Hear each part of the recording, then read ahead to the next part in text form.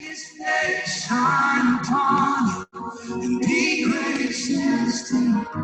The Lord stand face toward you and give you.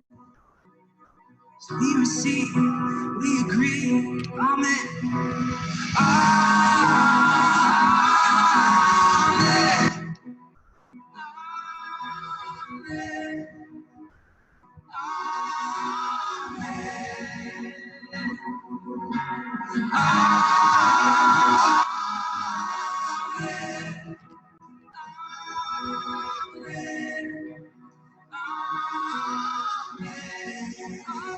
Amen.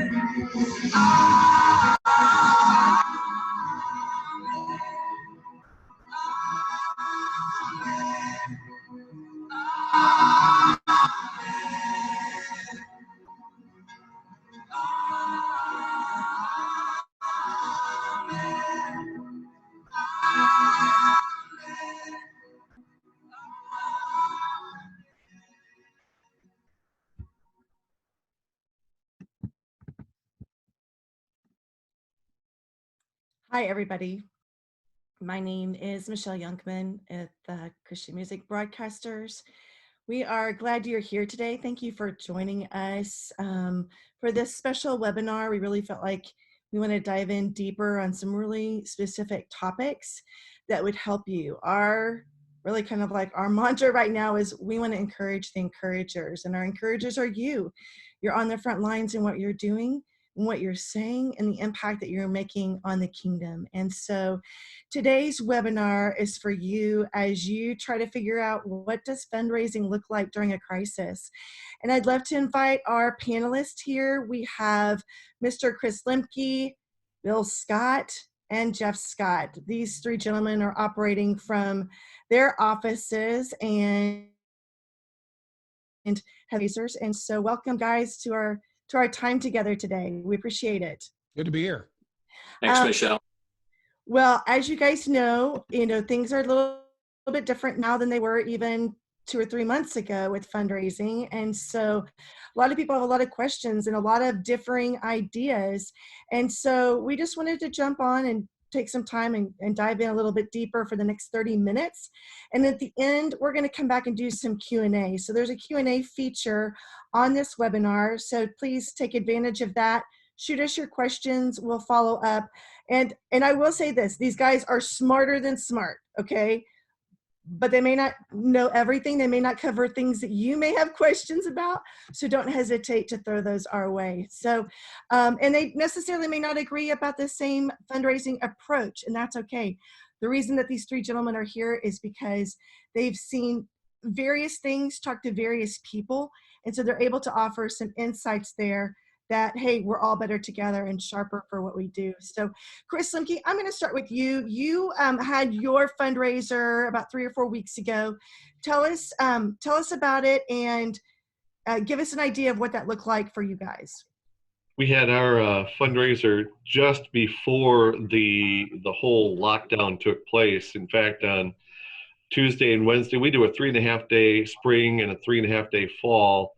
And the Tuesday, Wednesday, Thursday, and then we wrap up on Friday morning. And Tuesday and Wednesday were just incredibly slow, and that's not unusual, but it just seemed slower than ever. And then on Thursday morning, as the governor was saying, okay, all the schools are shutting down, all the elementary schools are shutting down, so parents, you're instant homeschooling parents.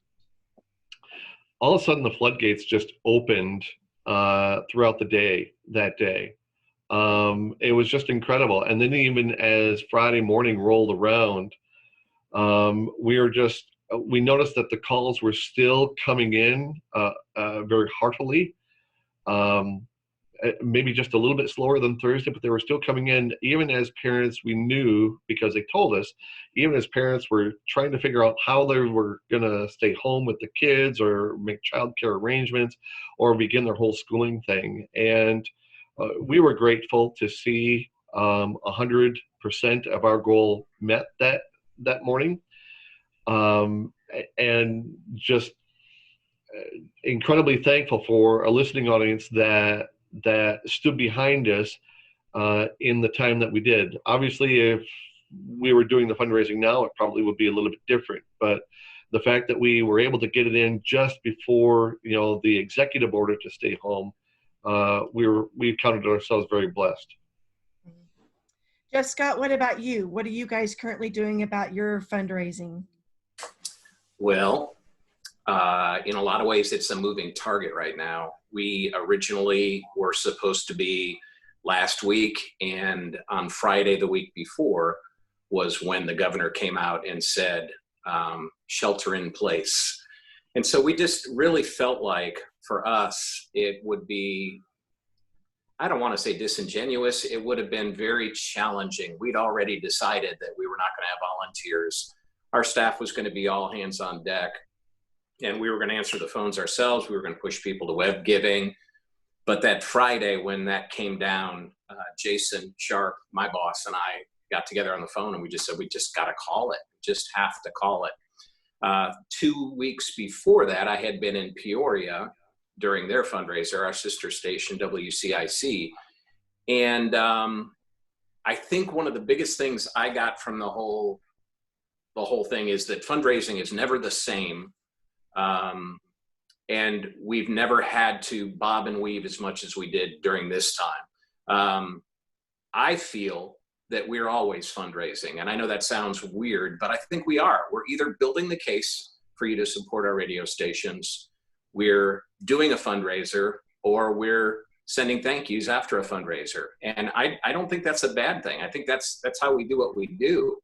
I think we have to realize that if we're going to be in listener-supported radio, and for me, I made the decision a long time ago, I'm not in listener-supported radio only because I believe in listeners and support. I'm in listener-supported radio because I believe in the gospel. And if at one point all of that dries up, I'm going to figure out another way to speak God's truth and love through radio. So it's a moving target. We're always fundraising. And for now, our date is middle May. And we'll let you know if that stays where it's going to be. Great. Bill Scott, you have the privilege of working with many stations in their fundraising. And so give us a perspective from your seat on what you're seeing stations currently doing in the fundraising field. Yeah, there really is a few different things. I mean, one, I don't know that you can say that there's one size fit all for this. Different states are different places. We were doing the river when this really started coming down in Columbus, and Ohio has been ahead of everybody by about 4 to 5 days, it seems like. And they were just, the governor came on 2 days in a row, shutting everything down, no more than 20. I mean, it was the first I had heard of a lot of the states, and that had an impact. And the last day, they just felt like they wanted to go back to blessing people. And for them, that was the right thing. And what was going on, there was a lot of panic. We could hear it with the listeners. And so we'll go back and I think it's in May and finish out like a day and a morning drive. But there are some that have had to financially just go ahead and do it the last couple of weeks. And I get that too.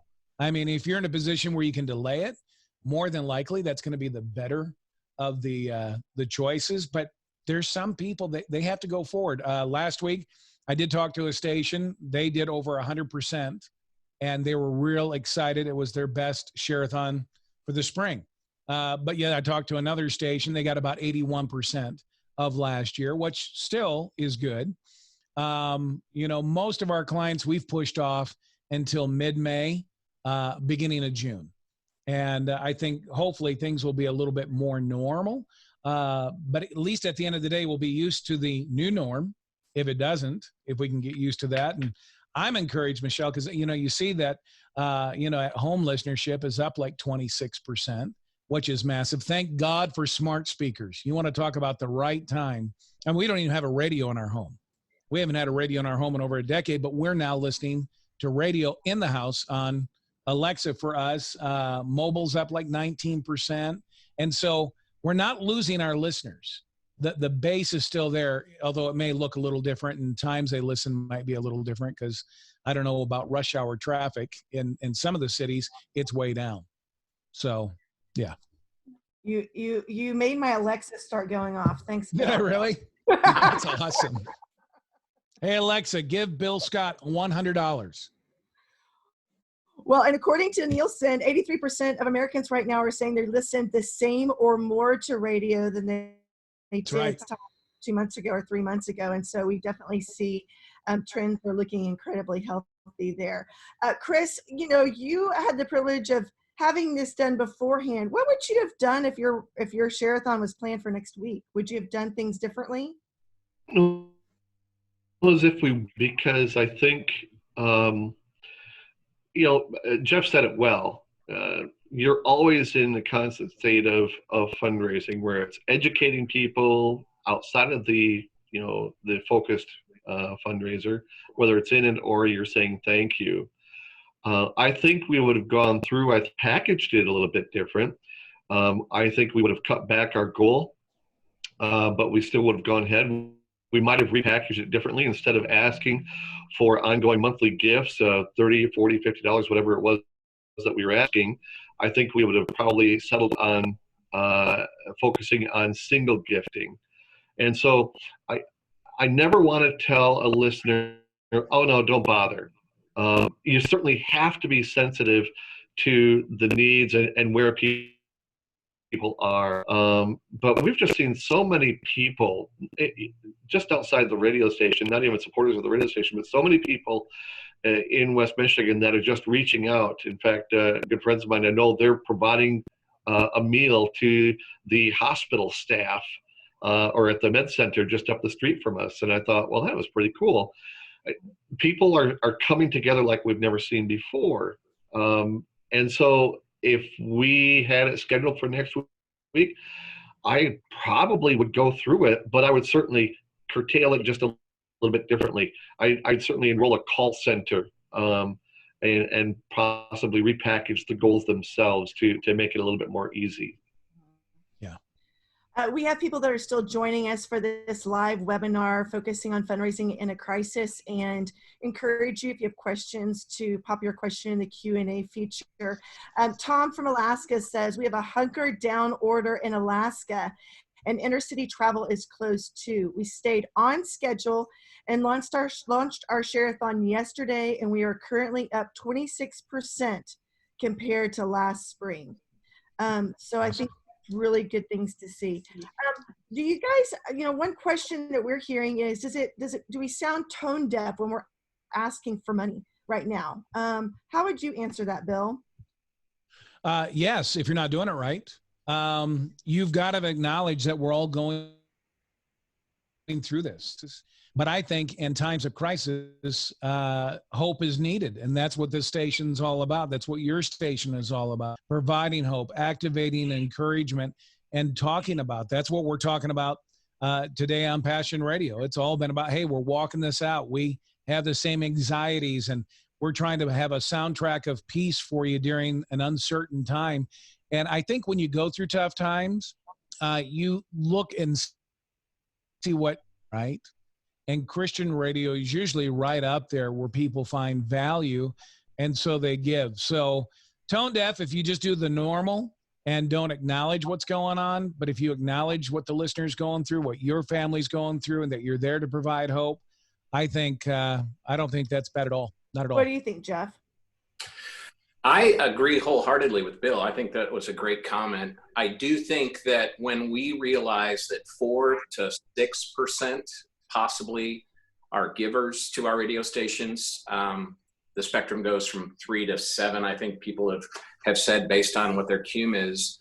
I think when we've got this captive audience that we have, I think that percentage rises with because our core people are listening. Our core people are there, and they know how important it is to them. We are not doing an on-air fundraiser, but we're doing a fundraiser. We've got spots that are going. We've got Facebook engagement that's happening. We're about 10% of our goal without really even being on the air talking about it. So I think people know the importance of what we do. And if you're engaged, I had a really good friend, Stephanie Baki, one time, at a fundraiser in Ohio, go on the air and say, next giver, 10 free CDs. And this is when CDs mattered. And nobody called. Nobody at all called. And she looked at the station manager and she said, okay, we're done. And he said, no, we're going till 7. And she said, there's nobody listening right now. So we're done. So if you are engaging your audience and you're being intentional about engaging their hearts, equipping them to do the things that they feel God's calling them to do, they're going to step up and do it. So, yeah. Don't underestimate giving too during this time. Don't go into your share-a-thon thinking we're in a crisis, we're only going to get 20%. I'm telling you, you could end up being very surprised. Like Jeff was saying, don't underestimate the giving of your audience. Yep. Well, and if your listenership is going up, that 4 to 7% is still holding strong, I would think. So I would think so. That's great wisdom right there. You know, you guys talked about, I know, Jeff, you said you're looking to schedule, yours is scheduled in May. What dates in May is it going to be? Let me look at my calendar here. We are at this point scheduled, it is a moving target, but I think we're scheduled for the week of the 18th. So the 19th. Ooh, yeah. Any week but that week. Oh, Bill Scott, coming over there. Mom is going to hit you hard. So if you knew you had to do it next week, just basically to take care of your funding to keep your station going, you guys said you would move forward with it. You would make it work. How would you make it work under the current setting of the crisis? I think one of the things that stands out, and I heard it from somebody yesterday, so this is not original, but it is true. We all know it. The more that you can get your listener to say it for you, the better you're going to be. I mean, that's absolutely just key. In fact, somebody said we had a boatload of call already produced and already done, but what they ended up doing was they ended up disassembling all of that to take real-time calls. And you may find that difficult to do because your system may not be set up to be able to do that kind of thing.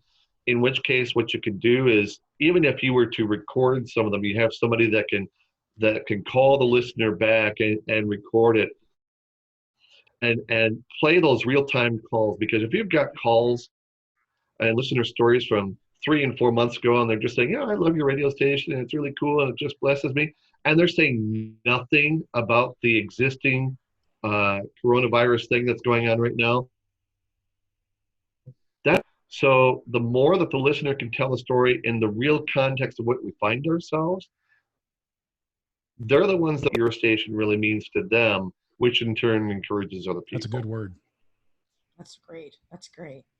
One of the questions that we've talked about is, what is your station doing if your donors engaged? Because right now your staff is all working remotely, and things might look a little bit different. But Jeff, what are you doing right now to keep your donors engaged? I'll tell you, Meredith Foster, who is and she does our podcast called The Unfolding. She has hit a nerve when it comes to engagement.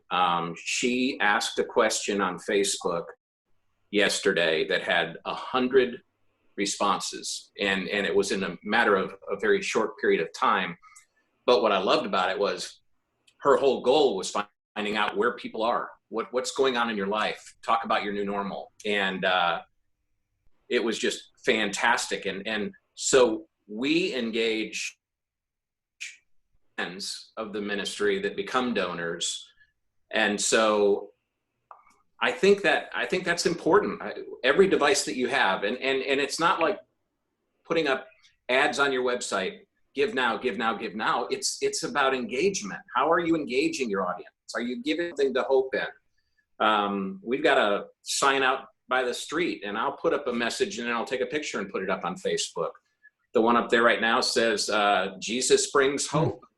And so I think those kind of things are important, that we can step above the norms and say, take a deep breath. We're going to get through this. What about you, Bill Scott? Yeah, I mean, with the river, we did a couple of different things.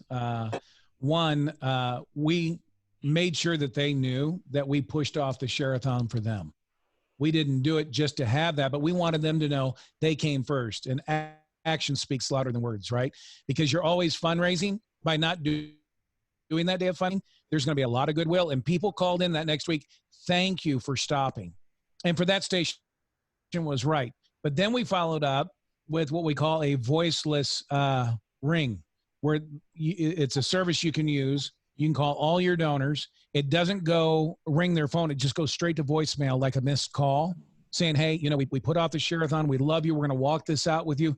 Don't forget you can listen to us on your smart speaker, because we're trying to really educate the at home. They're giving away smart speakers and mailing them directly, at least they were, to houses. I don't know that Amazon's delivering much that's not essential. And then we're also sent out a postcard just reminding them that they could listen to us at home. So we're trying to engage them, and really social media and the digital with the river is up about 100% if I'm not mistaken. I mean, it's just going through the roof. And I found that out on Saturday night. I chose not to watch Jeremy Camp's I Still Believe, right? Because it's $20 to rent. And so I just posted I'd wait to buy it. I am no longer I can't go into the gates of heaven. I've had like almost 200 people reply, what a filthy animal I am. But the engagement was huge. And so continue to engage your audience. They're there and they're ready. And I think they want to be engaged. What service did you use to do that type of messaging on the phones, Bill? Do you know? You know, I'll put it in our chat room for everybody. Okay, awesome. That's good to know. How about you, Chris? Everybody's working remotely. Sometimes you wonder, you know, what can you do from home? Can anything done that has to get done? And we're finding that people are working even more productively at home. But one thing our receptionists are doing at the front desk is they're actually taking donor information, and they are calling donors from their homes via their cell phone. Now, obviously, it's difficult because sometimes people won't pick up a number that they don't recognize, so they're leaving a lot of voicemails. But it's that personal touch, because we can address them. Bob, hey Jan, how you doing? You know, just checking in, and it's been so encouraging. So between, you know, our two receptionists and our donor development director, we're calling as many donors as we can just to say thanks and how can we pray for you. And what we're finding is that more and more people so appreciate the phone call, just knowing that the radio station is willing to reach out to them and say, hey, thank you for caring. So a lot of phone calls and a lot of listener engagement that way. You know, there's a quote that by Philanthropic Daily that says it's based on a study, and you guys I know will all agree with this, but the Center of Philanthropy at Indiana University said the number one reason that donors stop giving to a particular charity is they no longer feel connected to the organization. All donors need to feel appreciated. They need to feel informed, and their confidence in the charity, or in our case, our radio stations, needs to be consistently and constantly reinforced. At no time can a nonprofit operate, though its donors will continue giving no matter how they're treated. So Chris, you've just proven that continuing to be engaged with the audience and engage with your donors is imperative for your station. It really is, because again, they're the ones that are going to help tell your story. They're the ones that are living on the front line for you. They are an extension. And that's why, you know, even with our underwriting spots that we do, we always thank the listener. And, you know, the slogan that we use on the air is, it takes a team to encourage thousands. And so we'll say, thanks to this business and thanks to this business, together with you, it takes a team to encourage thousands. And the more that we can connect our listeners to what it is that we do, and more importantly, who it is we are as a station, the more buy-in that we get from the listeners themselves. So Tim McDermott posted something reminding us about the CARES Act. And so if stations are wondering how to survive, that's a great resource to look into, offering loans that are forgivable. There's definitely some options there. I received an email from somebody this morning about the CARES Act. And so if you've not investigated that, it's definitely worth looking into. If you do not know what I'm talking about, just shoot me an email and I'll send you information. My email is michelle@cmbonline.org. But that kind of goes into this next something else, something that we can do to minimize the impact that this crisis is going to have on our station. What do you think, Jeff? Is there something that we can do to minimize it? No, I don't think there is. I honestly don't think, but there is something that we can, I keep hearing people talking on social media about the new normal. And there's a part of me that wants to get back to the old normal. I really do. I want to get back to where we're seeing everybody, we're hanging out. We can even hug, you know, that would not be a bad thing. But I think our new normal, one of the things that I've really felt on my heart is this whole thing that we're going through right now for the church as a whole is possibly like a fire alarm, like, you know, let's pay attention. Let's make sure that we're really doing the stuff that we're supposed to.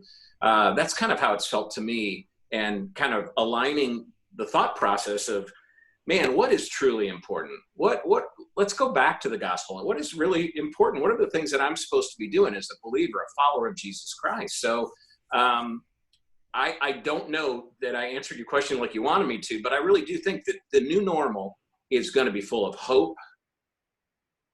It's going to be connectivity in ways we've never connected before, and it's going to be different. And you know, Jeff, I really feel like that hope that you're talking about, your listeners may not be getting it from anywhere else except from you. Right. And that's why you play a vital role in what you do in impacting the kingdom. And so I think those are great words. Chris, what about you? How do you feel like, is there a way to minimize the impact? Yeah, I don't think there is, but there is a way to capitalize on what's going without exploiting. And that's a very important distinction. You can capitalize without exploiting the opportunity. You know, you look at what churches are doing right now, and how they are coming together. It's all about the small group activity. I was reading an article yesterday about, you know, we haven't seen anything this kind of economic impact since the Great Depression. And yet at the same time coming together in ways that you wouldn't have otherwise seen. So the more that we can help listeners bond together, even if it's with that social distancing, you have a microphone to connect listeners. You have a speaker that can connect listeners, can mutually encourage one another. And I just can't emphasize it enough. You know, even if you're tracking, you have a phone, people can call, they can leave voicemails, they can leave poignant voicemails. So whether you put it out on social media or you ask the question on the air, you do some prep, and you get listener solicitation, listeners tell their stories. You know, Jeff, I think mentioned it earlier, you know, what's the new norm? Have the listeners tell those stories. And in that way, I think we can capitalize on really what's taking it. And I don't think you want to. I think this is an opportunity for us as believers to step into this and to show the world that even in the midst of this kind of crisis, we will, by God's grace, overcome. We are more than conquerors. And if that's true, or better said, because that's true, leading the way for our listeners to say, it's a crisis. We can't minimize the effect of it, but we can certainly capitalize it by showing people who's in this whole thing. Great. Bill, anything to add to that? Never waste a crisis. And I mean that in a good way, meaning, guys, this is our time to shine and show it. Yeah. Okay, Jeff, leave me alone, would you? I tell you what. No, but seriously, when crises come, it's our opportunity to rise to the top and really show what we've got in order to bless. And That's so good. probably started out wrong with it, but you know where I'm going now. You did. So, one thing I would do, and I've talked to a few different stations, quite a few stations. There are some that are canceling their pledges. And I've got an article that I'm going to write on it this week. It's almost done, but it's a few things that you can do to hopefully minimize that. One, I was looking at one station the other day. They just basically, you go online, you could cancel in 2 seconds. I said, I wouldn't do that. I'd give the telephone number and the person to call. So one, you could say, instead of canceling, would you consider putting it on pause? Could we do that for 90 days and then email you or call you and make sure that you're good to go? I think that would be a good thing. Some people are still going to cancel, but you get a chance to love on them, right? And you also get an idea of why they're canceling. During this time, it's a little bit more evident than it is on other times, but I think that's good. And then I would go ahead and code that. So 90 days from now, you know who those people were during this time, and you could reactivate them. And I think that might make a little bit better on the comeback. So that's great. Yeah. Well, now we're going to turn to some questions that have come in for you all. First question, today on the Managers Forum, CMB has forums where people can engage. And if you guys are not signed up for this, go to our website and scroll down to the bottom and join our forums. But on our Managers Forum, Joy FM's Mike Couchman asked Dave St. John a question about rotating the on-air team quicker than normal. He asked, how do you know when it was time? And Dave answered that they changed one of the voices every 30 minutes during non-peak hours. Sometimes it was after a 3-song challenge. Do you guys agree with this thought process? Oh yeah, I think that's a good idea. I listen to KTIS. I'm a junkie for the fundraisers. I was listening to our sister station in Des Moines earlier, and they're doing their fundraiser, and they're up. They're doing very well. So I think everything, and sometimes you just have to try things. And one of the things that I really wanted to make sure we shared was one of the most important things you can do is make sure your whole team is on board. You've got to have that trust from your team that, hey, we're not doing this because it was on the calendar. We're doing this because this is very important to this ministry. Get your team on board, make them flexible, make them as comfortable as you can. And if that means, hey, I can only do 30 minutes. Well, in a Share-a-thon clock, that's like 3 breaks. And if you're doing a challenge, sure. But I also think that if you've got people, we have the privilege of having Lisa Williams come to our events, and she's a fantastic fundraiser. And if you try to schedule her during one of my fundraisers, you'll have to talk to me. I think she would want to stay on longer. I mean, she just has a passion for it. So maybe it's a give and take. Maybe some people come in and, they're only good for a little while, but really, I think the most important thing you can do is you got to have them lined up. We're all on the same page. We're going in the same direction. We know why we're doing. I guess I would look at it a little bit differently and say, if you've got your team, and I know some stations, they bring in people like Bill Scott, which is fantastic, but we're privileged to have some, just an incredible team that we look at them as our quarterbacks. So Jeremy and Amanda are the quarterbacks of the morning show. Tom is the quarterback of the midday. Steve and Brittany are the afternoon. And I guess I look at it and say, if I was a football coach, would I take out my main players in the middle of a crisis? I don't know as if I would, but that presupposes then that I'm coaching them well behind the scenes while the song is playing. How am I coaching them to keep them encouraged? Because, yeah, you're talking 30-minute sweeps, and you're changing listeners every 20 to 30 minutes or so. But do they want, if they're regular listeners, which during your fundraiser, a lot of them are, do you want to switch out your players? And for us, it would be, do I want to put Steve and Brittany on in the morning when listeners are expecting them in the afternoon? They're expecting Jeremy and Amanda. So how can I keep Jeremy and Amanda positioned incredibly well, coached well, so that they can stay in the game when they're supposed to be there. Bill Scott, anything to add to that? No, I agree with Chris. I'm all about keeping the teams in their day parts. Plus, I think you get into a flow that can be really good. I mean, if you have to, I get it to change things up, but I'm more of a fan of keeping everybody in their time slot and working with that particular team. Okay, Chris, do you use the same clocks as you would during a normal fundraiser? Yeah, we do, because the emphasis may change, but we treat our fundraisers that the audience changes every 20 minutes. And so it's important for us, we do a major reset every 20 minutes. We do our intro, then we do our case, and then we do the call to action. And that's true for every single break. Now, the stories may change, the emphasis may change, but the clocks really don't change. Now, and we have a different clock that runs the morning, that runs in the midday. In a morning time, our songs might be shorter and it might be a little bit more intense. During middays, it's pretty slow during middays. So we might do that song sweep a little bit differently. We might spend a little bit more time talking with a listener. But generally speaking, even when we were in the midst of, what we were, as things were shutting down and everything, the clocks stayed the same as what we would normally do. Hmm.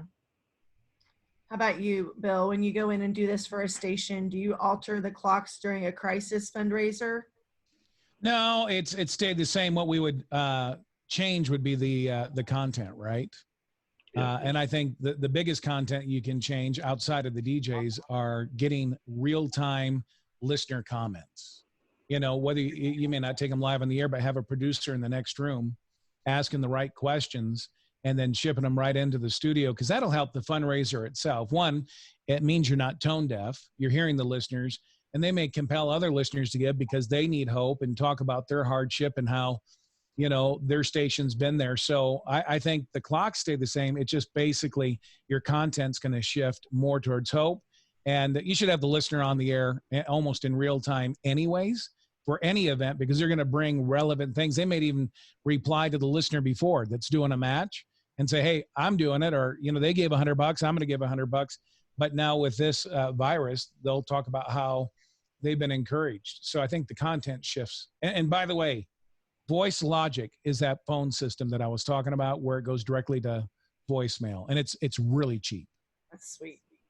I think that's a very valid question, though, because like as Paul Cameron, he noted, he's like, the listening patterns of our listeners are different right now than it is traditionally. So, you could want to look at altering things, or what you guys are saying is like hold true to what works well. And so I think that definitely is a valid question.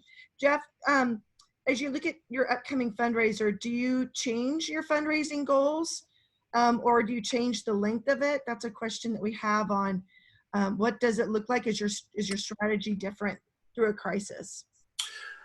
We decided we normally have a percentage on our right. We'll put the percentage that we're at. We decided this year when we were going to do our fundraiser that we'd remove the percentage, that we'd keep the goal in-house. And I think I would probably do that again. I don't know how important it is to our listener that we're at X. We can always talk about it. We can talk about the finish line. Man, we're so close. We can always do those things to help motivate them. But I think that was more important for us. So I would probably do that, not be as aimed at that percentage. I don't think I would change my goal. I think I'm going to keep the same exact goals. There's need, but I think I'd probably be a little more holding that information in. Hey, Michelle, one thing to add, and I would concur with what Jeff is saying about it. In times like this, again, it's being sensitive to what's out there. I mentioned it earlier that maybe you don't ask for that monthly $30 or $40 a month, but you're going to ask for that $100 single gift and do that just a little bit differently. Whether you ask for 10 people at $30 a month, or you ask for 40 people to give a $100 gift, what you're looking for is for that gift to continue to come in. I've said this, in fact, I remember Todd Isberner saying this years ago, that what we call share-a-thons back then will not be what they are today. And what we are doing today with share-a-thons are certainly not going to be what they are 5, 6 years, 7 years from now. I think the trend continues to be a flat amount of listeners to maybe slightly fewer listeners who are giving bigger dollars. I think we've got to find a way to make it easier for people to get into the spirit of giving. It's that ongoing education that Jeff talked about earlier, that you're not just doing fundraising for 3.5 days in the spring, 3.5 days in the fall. You're educating people, year round, but it's getting them in the door. And then your behind the scenes staff, your development staff, is working it, to try and move those people to the next level. Good. Bill, anything to add on that one? Well, I think each station can be a little bit different. You see that when you go from one station to the next. What works in Boise, Idaho doesn't work in DC, or vice versa. I would get in and feel how the audience is responding.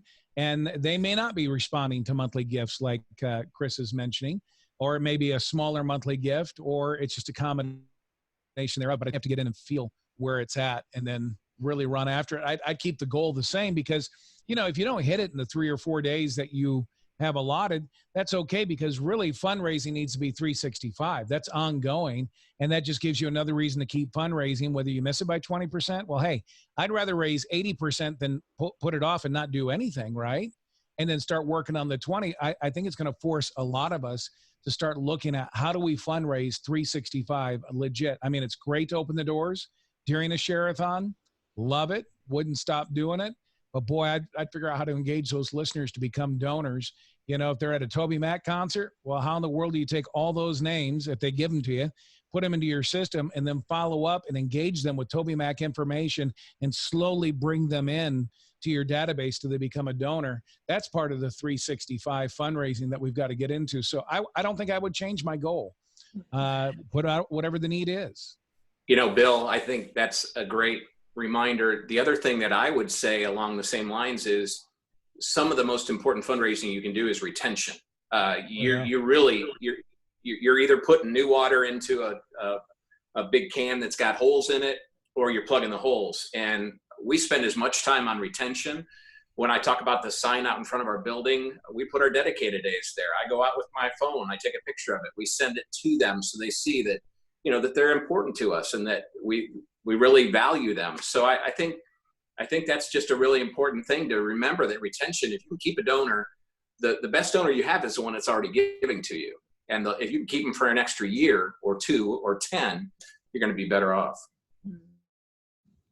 Okay, this next question comes to us from Daryl. He says, we are scheduled to have our fundraiser 17th. We're in Ohio.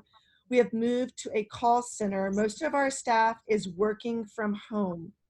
Should we not be in the building with each other, with the possibility of passing on the virus?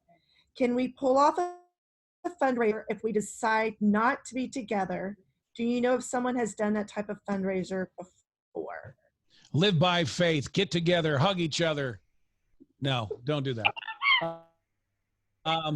Bill's number is 555. Now, I hear what you're saying. Maybe I'm thinking of Way FM studio that's up the road. They've got a couple of studios side by side where you could actually have an individual in each studio and see each other. I suppose that would be okay for social distancing. But the answer is yes. I mean, I'm where it's Farmington, New Mexico. I'm doing it from my house here in Nashville. And then the general manager who's doing the mornings is doing it from his home. His wife is at the radio station making sure the equipment is okay. And the call center is in Minnesota. And so far, so good. We're, as long as you can get the update on the donors and what's going on, you can still run your deadlines. You should be okay. I love seeing 2 things. I love seeing the phone lines, and that's just for me. That's not for the listeners. So you can't just die on how many people are on the phone, but it's nice to see. And I love seeing how many people are on the donation page through Google Analytics. That way you can see how many people are about to give. But we're not seeing, so you just have to really make sure your breaks are concise and that you're doing the right thing. But it seems to be working at this point. So we're in the process of doing it as we speak. I would just add, when you do it, and you 100% agree, you can do it, but boy, you better make sure you're practiced, that you've done 2 or 3 or 4 dry runs before you go on the air with it. Yeah. Jeff, is that what your plan is? If we were fast forwarded to a month from now, would you have everybody do it virtually, or would you have everybody come into your station?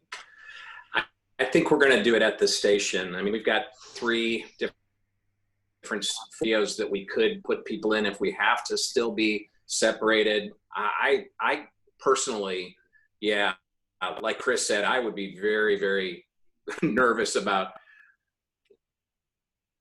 launching into it for different. If I knew that I was going to come back in 2 months and say, hey, we lived through that, now we really need you to give the money, is to make it the biggest thing that I hated about our fundraiser was have volunteers. We actually put color pictures of our volunteers from our last couple of fundraisers all over our studio because we love on our volunteers, and they take their vacations to come. You guys know what it's like when you got key volunteers. So I want to do the fundraiser when the volunteers can be here, that we can have our team here, and we can just, why I say it might not be May, it might be June. It's one thing that, Jeff has mentioned the volunteers, and the questions that I've been taking lately is, well, we can't get volunteers. And for us, this is the first year we have ever really used a call center. Now we had 6 volunteers. They were spaced, well apart from each other. Normally we have, but this year we had 6, and then we spilled it over to a call center. And I know that it's all get the same kind of chemistry from a call center that you can with your volunteers that love you and everything. And I think the answer is yes, you can be different, no question. But if you can find the right call center, and we've got a couple of suggestions for you, but when you find the right call center, you're going to have the qualified people to be able to get it, because you remember that your share-a-thon is only as successful as the information you're taking from the donor. Now, more and more, of course, are going online. I don't know what your online to phone ratio is. Ours is about 50-50, 50 from website, 50 from callers. That's probably going to continue to increase with the online aspect.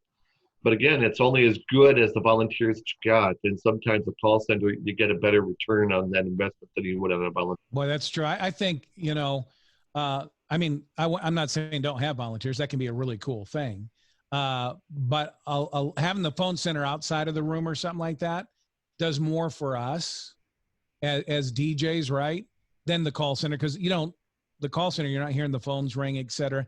That's a lot more up here for us. But once you get past that, and as long as you're getting the right information, it can work very smooth. I mean, there's a few stations that don't have volunteers for whatever reason these days, and they use call centers. And once you get in the right frame of mind, you don't miss it at all. It is just runs seamless. So I'm not saying don't have volunteers. I'm just saying you can do a call center and it be just as effective. Okay, we've got lots of questions, but we're going to end with this one. If there's a gap after your on-air fundraiser, how are you engaging with your major donor development staff for closing the gap? Boy, Jeff's going to go first. Yeah, go Jeff. I'll go first. It's a funny thing, but I'd much rather end with some sort of a gap and go over. I really would. I'd rather have 10% or 20% to make up, because that post-giving, our post-giving is often as good as our pre. We don't see a drop-off in the post with manager spots, with in the liners. The jocks have the information. We celebrate the percentage. Man, we're just 3% away, and it doesn't turn into a fundraiser. It's just for those people afterwards that can push you up and over the top. And I think the other thing that we have to just remember is that everything is changing. When we say that our fundraisers are in March and they're in October, that's only because that's where they were last year. I don't know where our fundraisers are this year. And I know that we're going to have to bob and weave, and we'll have to be ready to do that. So nothing is given when it comes to fundraising anymore. Restate your question, Michelle. Oh, I got to get it back up here. Hang on. If there's a gap after your on-air fundraiser, how are you engaging with your major donor development staff for closing the gap? Oh, how are you engaging your staff, not the major donors? Right, to help your staff can close that gap for your. I think it's similar to what we've been saying all along. Fundraising is a 365.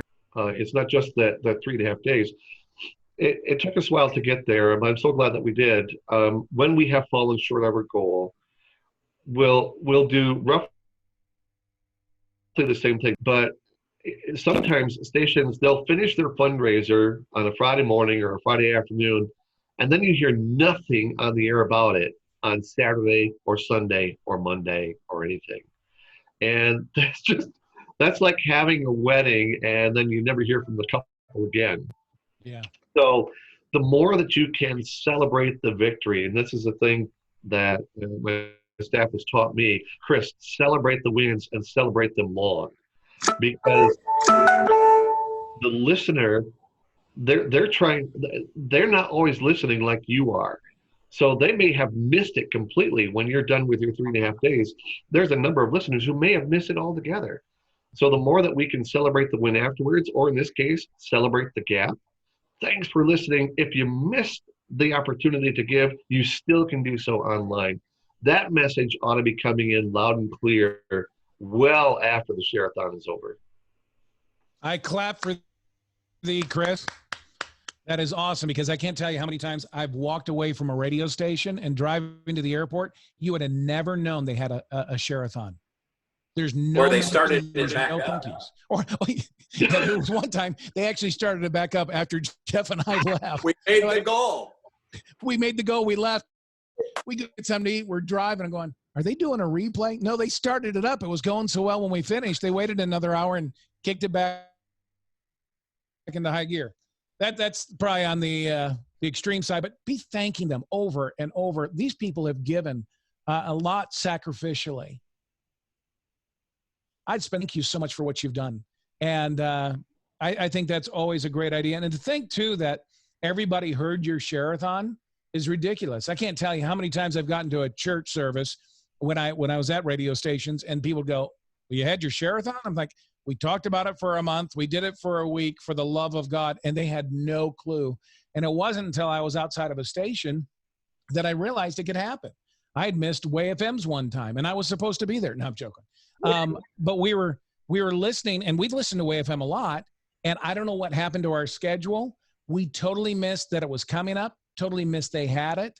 And so through direct mail and digital, that's the way we would find out, right? So I would tell my staff, continue to engage people, remind them that this happened. And I love the fact if you're 10% short, I love that. I know it feels good to hit 100%, but that's only for you. The listener, half of them don't even know if you hit 100%. You got people listening for that 15 minutes when you celebrate. It's all about the now. They want to be a part of something great. I would love to come back and say, hey, we're just 10% shy, or what are you don't do the money? It's amazing what you can see, people continuing to give. And it's part of that 365. If you've only got 2 or 3 events a year, you have totally missed fundraising at its best. To add to what Bill is saying, one thing, I remember Jason Sharp saying this in a summit years ago, as a leader, don't make your problems your staff's problems. You're the leader of your particular radio station. And if you come up short, it could be easy to say, oh, we missed our goal, and oh my gosh, we're going to make this. You're being paid the big bucks to lead with inspiration, not panic. You're being led, you're being called to lead with hope, not this despair that, oh my goodness, what are we going to do? That's a tall order right now. That's an incredibly tall order. But it's one that as leaders, we need to step up to the plate, that you lead with inspiration, you lead with hope. If you fall short, it's the same thing that you're asking your listeners to do. You're asking your listeners to give by faith. We ought to be modeling that first and foremost, not only to our listeners, but to our staff. Good word. That's really great. Two things that just to reinforce what you guys said was we are fundraising all the time. It's not an isolated time, but we are fundraising 24/7. And then also Christian radio rises to the top, especially during a crisis. So thank you guys for being here. Anybody that wants a copy of this webinar, shoot us an email, Andrea@cmbonline.org, and she can send it your way. On Friday, we're going to do another special webinar. It's going to be focusing on your on-air talent, because how many times can you talk about the coronavirus? And so we've got some great imaging up on our crisis resource page to help with that. But then also we're bringing in Lisa Berry, Brant Hansen, and J.R. Reeves to help talk about that. And then following up next Wednesday, April 8th, is our traditional webinar where we're going to have some leaders come in and talk about radio as a whole, radio, what you're doing, not necessarily focusing on these specific areas that we definitely need to focus on. And for those that want to dive in more, both Bill, Chris Lemke have written some articles that we posted on our crisis resource page. So go check that out. There's also some great articles there from Rick Dunham. Brian Wright has given us some ways to talk about support that might be different than the traditional way of talking to your listeners. So it's our desire, again, to encourage you in what you're doing and provide resources at your fingertips, hopefully to maybe make your jobs a little bit easier, and that at the end of it all, God would be glorified and his kingdom impacted. So thank you for joining us today, and we look forward to seeing you possibly Friday at noon. Y'all take care. Thanks, guys. Thank you. Thank you.